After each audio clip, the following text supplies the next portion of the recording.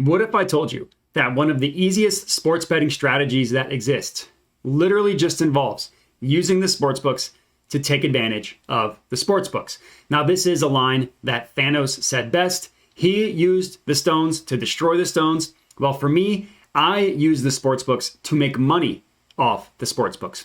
Let me explain. For those of you that have tuned in to a video on my YouTube channel before, first of all, thank you. Second of all, welcome back. You've probably heard me talk a ton about finding outliers when you are placing bets, right? Look at the odds of the bet you're placing, see if it is an outlier compared to the rest of the sportsbooks. If yes equals great bet. If no equals maybe avoid it. Well, in this video, I am going to explain why that is such a profitable betting strategy. So one thing to understand for this video is that all sportsbooks have a different method of pricing odds, right? DraftKings, FanDuel, BetMGM, Caesars, PointsBet, they all come to their odds independently. They don't look at each other and say, oh, okay, I'm going to update my odds because FanDuel did. They all have their own proprietary method of pricing odds. With that being the case, you can't expect 100% of the sportsbooks to be correct 100% of the time. That's just not a logical scenario, right? You can't expect the sportsbooks to always be correct. So there are going to be situations that exist where a sportsbook might have mispriced, incorrect odds. Now, it's not going to be the same sportsbook every single time, right? It's not always going to be FanDuel, always going to be DraftKings, whatever. That's why signing up for multiple sportsbooks is important, because you just give yourself a wide range and the best possibility of finding a sportsbook that has mispriced odds. But like I said, there are going to be some examples where a sportsbook is going to have mispriced odds, is going to be different from the rest of the sportsbooks. And those are the types of betting opportunities that you are going to want to target. Now, I have a screenshot here of a player prop, and what we see is a massively priced difference between Caesars and the rest of the sportsbooks.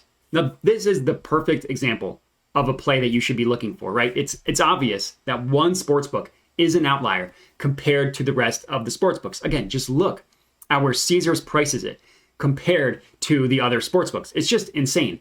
One's at minus 111, one is in like the minus 130s, minus 140s. So again, in this video, I'm going to explain why that matters. And you just kind of have to think about it, not even from a sports betting perspective, but just from like a logical perspective. If you're looking at, I don't know, 10, 9, 8, whatever sportsbooks, 8 of them are priced one way. One of them is priced another way.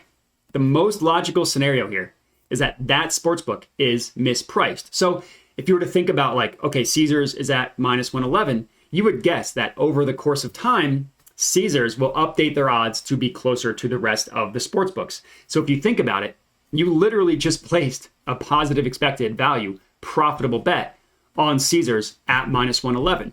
You bet it at minus 111, whereas you can assume that the hit rate of that bet is going to be at a higher rate than what minus 111 entails. That's literally positive expected value betting. Positive expected value betting is when you're placing bets that you know as the sports bettor are going to hit at a higher rate than the reflected odds of the bet that you're placing.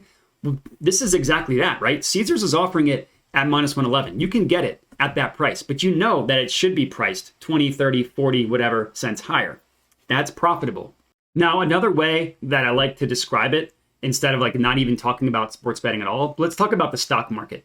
Let's pretend all of the reputable stock exchanges, market exchanges, have Apple stock priced at $200 a share. All the ones that you trust, $200 a share.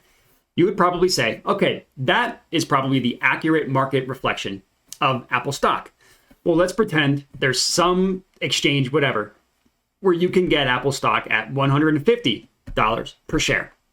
Now, you would probably guess that you should probably invest in that stock, right? If every market that you trust, every exchange that you trust has it at $200 a share and you can get it at $150, you would guess that over the course of time, that $150 per share that you bought will slowly creep up to get closer to $200. And you would have made $50 per share. However many shares you bought, you just made $50 per share.